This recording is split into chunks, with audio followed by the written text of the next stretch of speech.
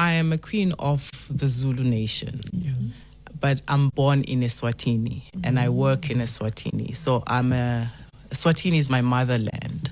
Then I got married in Zululand. So I am a queen in Zululand. Okay. Where is Zululand?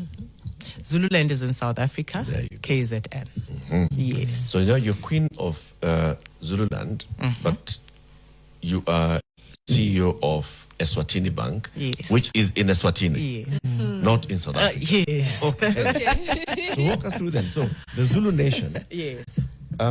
how's that hierarchy? Like, what's the connection between the Zulu nation, the monarchy of the Zulu, plus now the nation? Okay. So Zulu, like all kingdoms, has got a king. And beneath him, he's got subjects. Those are the citizens of the Zulu people. So that's just how it goes. And I'm married to him.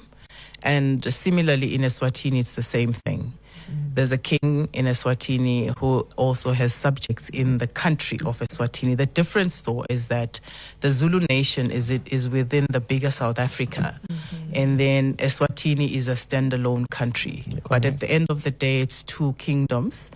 And both have kings or monarchs. And that's how it is.